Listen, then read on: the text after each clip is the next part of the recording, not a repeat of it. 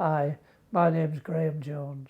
I was born in a little village in between Halifax and Bradford, a place called North Arham. I'm from a family of 7 children. My dad always worked very hard, but obviously we didn't have much money.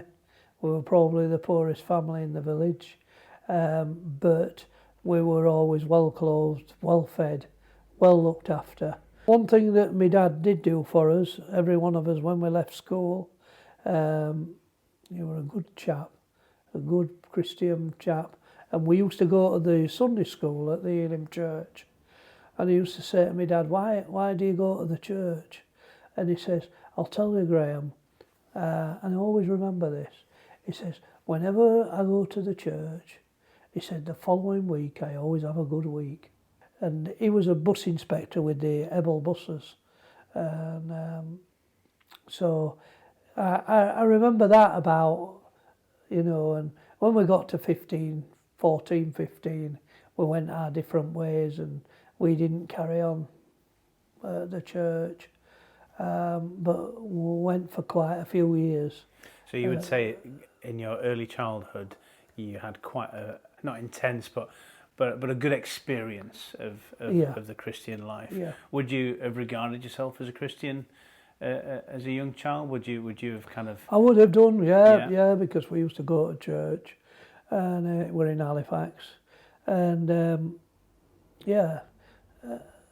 there were something in the back of my mind always that whenever I had big business decisions to make, my Christian upbringing always come in, to be honest and decent with people and treat people properly. Mm-hmm. So it did have a big thing in my life, really. And in the hard times and when things were bad, we all go through rough times. I used to pray. But I think I stopped going to the church when I was about 14, 15. So that was that, and then when we left school, all of us, as each one of us left school, my dad gave every one of us a trade, and he said, if you've got a trade, you'll always be able to make a living. Don't matter how rough things are, and how bad the economy is. If you've got a trade and you've got your indentures, it'll put you in good standing. And then that time when you did an apprenticeship, I did it in locksmithing. We went to night school 2 nights a week and 1 day release. So it was a good thing. When I was 21, I went on I'd saved up and I went on an advanced course down in Northampton to the Master Guild of Locksmiths. Paid for it myself. It were over 3 months and it were residential. And I got all my advanced certificates in locksmithing. And then I met a guy down there and he said to me, have you ever thought about working in London? And he said, because I know a company, a really good company, that are taking people on. And I was very, very, very interested in locks. I loved it. When I was a child, I used to go to the local tip and I used to wait for the wagons to come, and when they tipped doors, I used to wait until they went, then I'd pull the doors out with a screwdriver, I'd take the old locks off and I'd take them home. And I had a big box full of locks, spent hours as a kiddie, 10, 12-year-old, taking them apart, seeing how they worked, or doing all sorts of things with them. And I had loads of these locks. So we're always very, very interested in locks. And then, but the company that I worked for in London, I worked very hard for them in the week. But in the day, when it got to Friday, they allowed me to come back to Yorkshire for the weekend. And then I used to go down at 5 o'clock on a Monday morning. And a lot of nights, I'd work till 12 o'clock at night. And they were good to me. And the old locksmiths that I met, they used to say, Graham, have you seen this lock? And I said, no, I've never seen one of them before. oh, come round to our house. And I used to go around to their houses at night, sit at the kitchen tables. We used to take these locks apart. And, you know, I really enjoyed that part of my life. And then I came home one weekend and I met my wife. And she, and when it got serious, she says, Graham, I'm a Yorkshire girl. I'm not living in London. So I came back and started my own business. And I built it up into a big group of companies that turns over about 6 million a year. And it's a good, profitable company. And we do training, and we do internet sales. We locks and hardware direct. We sell 14,000 different security products on that. And and then we have the different shops and things, and we have quite a lot of locksmiths work for us in the Yorkshire area. The other towns out of Yorkshire, we use subcontractors. So it's built up to a good business. So you've always been fascinated by locks. Yeah. You become a locksmith apprentice. Gradually, you formed your own business. You met your wife, and things seem to be going great. And obviously, they're still going great now in terms of your business. Yeah. But there's obviously a part of your life where things started to go off the rails a little bit. Well, that's more right. than a little bit. Yeah. Let's get into that. When did that start? What did it look like? When I was about 35, 36, I've been in business for about 10 years. Nice house, nice car. But I got into this thing. When you're in business, it's not easy. It's not easy in business. And you have to work a lot of hours, and it can take up a lot of time, a big thing out of your life. And also you're under tremendous pressure. When you get a lot of people working for you, you've got to make sure that the money's in the bank every month and every week to pay their wages and pay for all the materials. And sometimes bigger companies are very slow payers, and it puts you under pressure, does that. And anyway, I got into this thing where I would have go home and I'd have a whiskey, pour myself a whiskey. I'd have a couple of whiskies. Well, that couple of whiskies, every day, every year, it seemed I was drinking more and more until I was probably drinking a bottle of whiskey a night. And as a result of that, my wife and I split up. Did this creep up on you? Yeah, it so, did. So it's only now as you look back you realise where you were doing, but while you were in that kind of starting off with the odd drink, it becomes more drinks, it becomes a bottle. That just gradually snuck up on you. Yeah, it did. Yeah, you said there that you eventually split with your wife. Yeah. Did she see it coming? Did she try and warn it, or did it sneak up on her as well? No, she knew exactly what was going on. And me and my wife, before she had her first child, we used to have a drink every night, a bottle of wine or whatever. And I remember she came home one night, she says, Graham, I've got some fantastic news. And she were a nurse. And I said, what is it? She says, I'm pregnant. She said, I said, oh, that's great. I said, I'll tell you what, I'll get a bottle of champagne. And she says, no, hang on, Graham. She says, while I'm pregnant, she says, I won't be drinking any alcohol. She says, I'm not doing anything that would harm our child. And I remember saying to her, that's a bit drastic, isn't it? And now that's the difference between a big drinker and an alcoholic. And I didn't want to stop. And at that point, she was saying to me then, because she weren't drinking, she says, I think you're drinking a bit too much, Graham. And all the rest. Why don't you leave the drink alone tonight? And all the rest. And so there were little signs there. And I did leave it.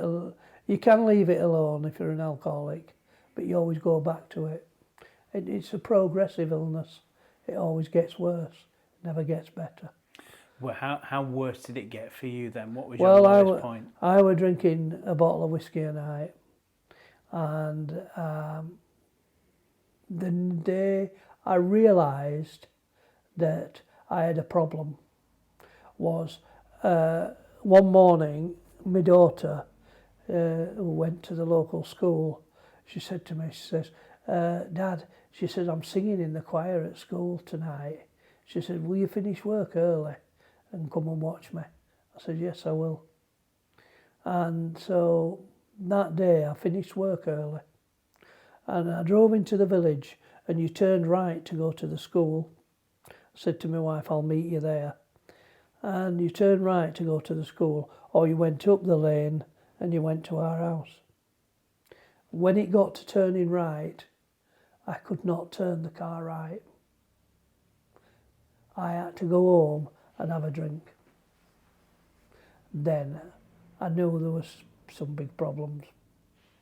And I promised my wife after that, because obviously they were very disappointed that I didn't turn up.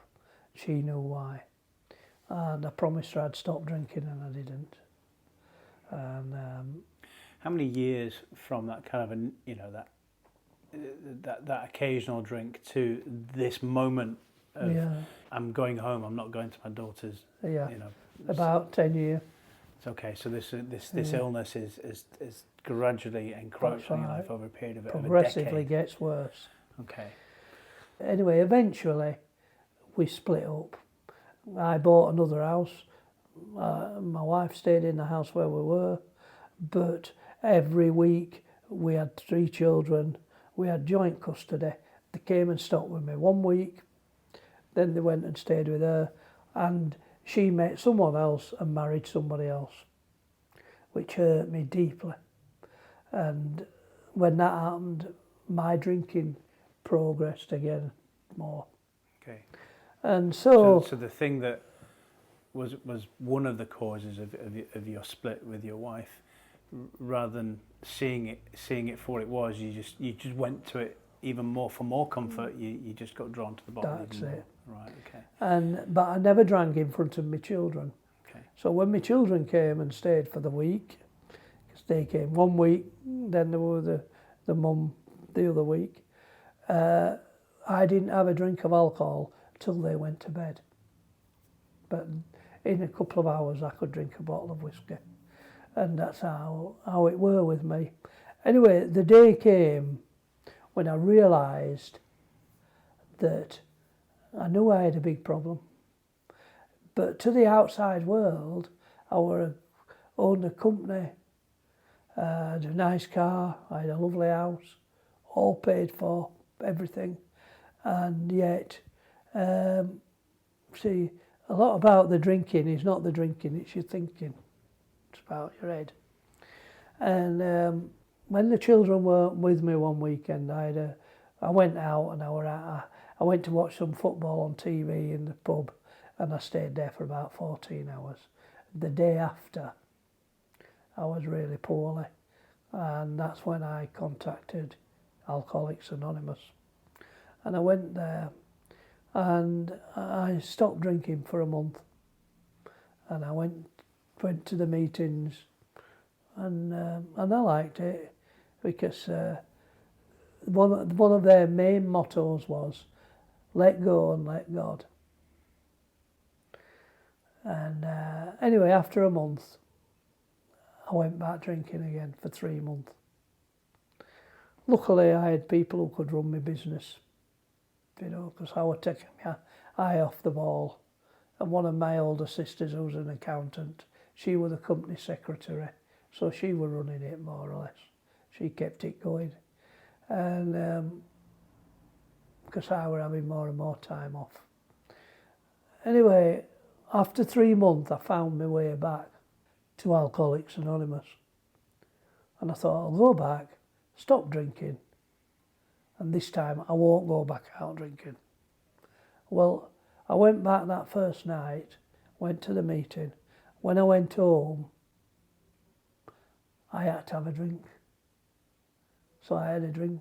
I had a thing that if I didn't have a drink, I couldn't sleep.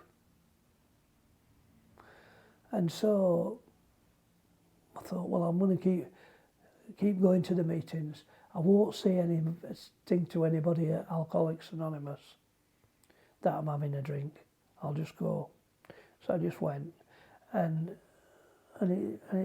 it's all about handing your life over to God. Alcoholics Anonymous. It's too powerful to handle on your own, is alcoholism. You need God to do it. You need God to be with you. Some of the people in Alcoholics Anonymous call God an higher power. But it's all having a faith and a belief in God. Anyway, I kept going. And after 2 weeks, because all these people in the meetings, they were being so honest. And I was the only person there that wasn't being honest. And so after a fortnight, I just blurted it out. I said, I've got something to say. I said, if you want me to leave, I'll leave. I said, but I've got to tell you. And they said, go ahead, Graham, what is it? I said, well, when I go home tonight, I'll be having a drink. And I need 3 or 4 large whiskies. I said, or I won't sleep. I said, and I just can't get him. I said, if I put my head on the pillow sober, my head's like a washing machine. Everything's going round my head, all that's gone wrong with the family, and all the rest. I said, I need a drink for it to calm down. I said, I weren't going to say anything to you. I said, but, I've told you now. And this chap, after the meeting, he said to me, he says, Graham, he says, I'm not going to tell you not to have a drink. He said, but just keep coming back.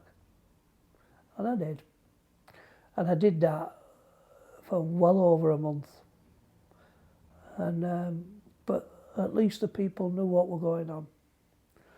Anyway, but I was getting despondent because I thought maybe I can't stop. And we know the end product. It'll kill you in the end. Alcoholism is a fatal illness. And unless you do something about it, then it progressively gets worse.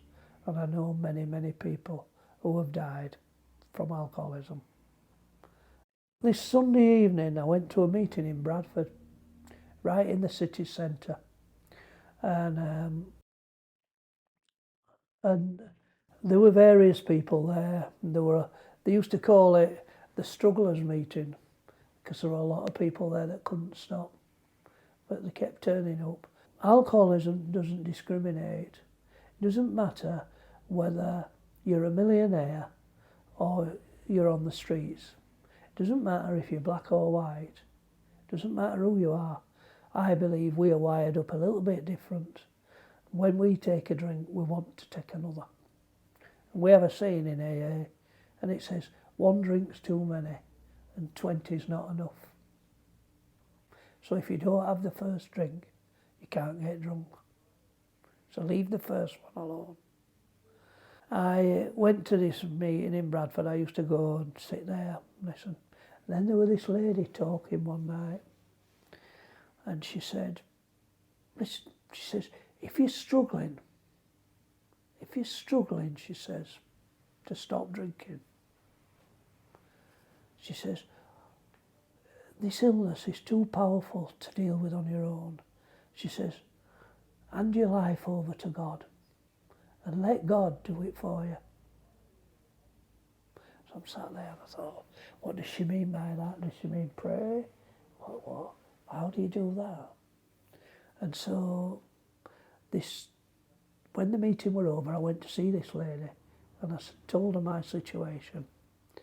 And she says, Graham, she says, tonight, she says, when you go home, find a room where you can be on your own She says, and just cry out to God. She says, you don't have to get on your knees. Just sit there and ask God. Say, God, I need you to help me. Please help me.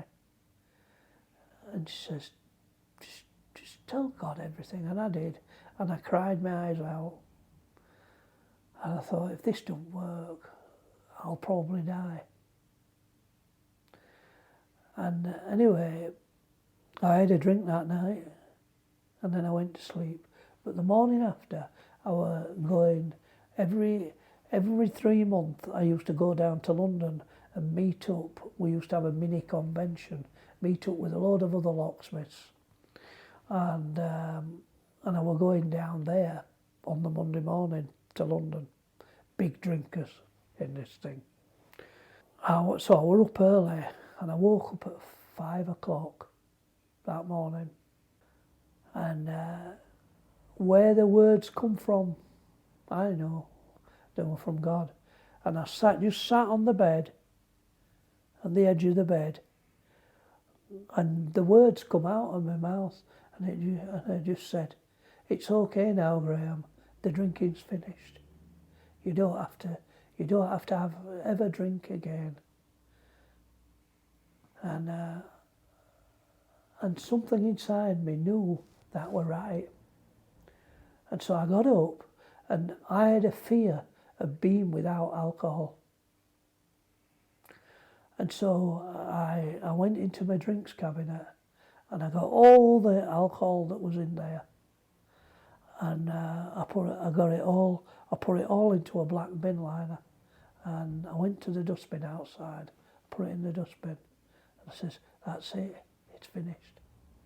And in October, that'll be 25 years ago, and I haven't had a drink since.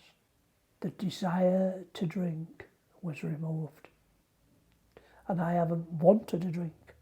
God put his hands on me that night, and he put his hands on me. And so then I decided to find a church, and thank God. And so I found a church, and then I became a Christian. And all I can say is that the last 25 years have been the best years of my life. And God has blessed me in many, many ways. But the biggest joy I get and the biggest pleasure I get is seeing somebody come to AA, helping them and see their lives change. And most people who come to AA, once they see what God can do, they do become Christians, and they find a church, all different churches, doesn't matter, that they know they have a belief in God. And sometimes people come to AA and they say, well, don't talk to me about this God business, because I'm an atheist. And I say to them, well, that's fine. They said, what do you mean? I said, well, I know many, many Christians who used to be atheists. I said, so? I said, don't worry about that. I said, you just keep coming to AA. I says, and so in AA, what we do, we have a system where when we go to bed at night, we thank God for a good day that we've had and a sober day. And in the morning, I spend about 20 minutes. I have a couple of prayer books, and I pray and I thank God with all my heart for he's given me good health and a good life, and also the opportunity to help other people, which I'm really into.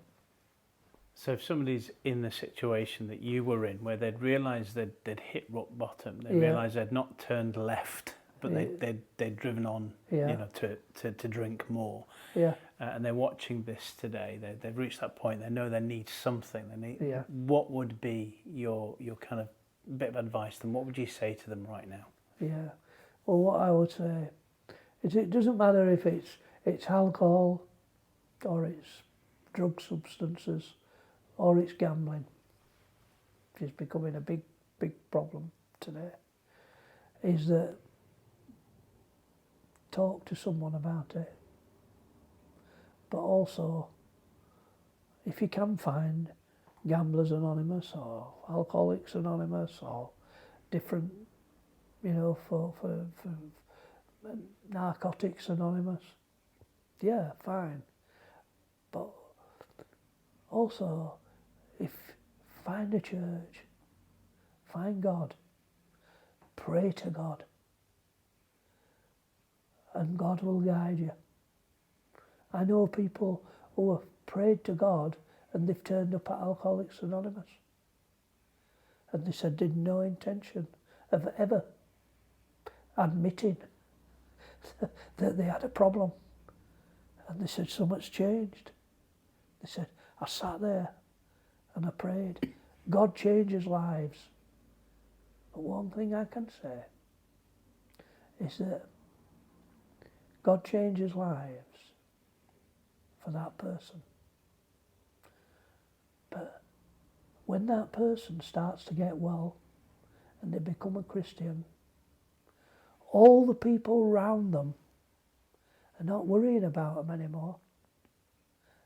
They give peace of mind to all them people who love them that have been worrying about them. That's how God works. I always remember my dad in the early days, only a small boy. He was once telling my older brother, and he said, if you honour God, God will honour you. And the thing is, in the last 25 years, several things have happened in my business as a direct result of doing the honest Christian thing. And I could talk all day about it, but all I know is that if you want a good life, then this God thing, it's 1,000,000 times better than life was before.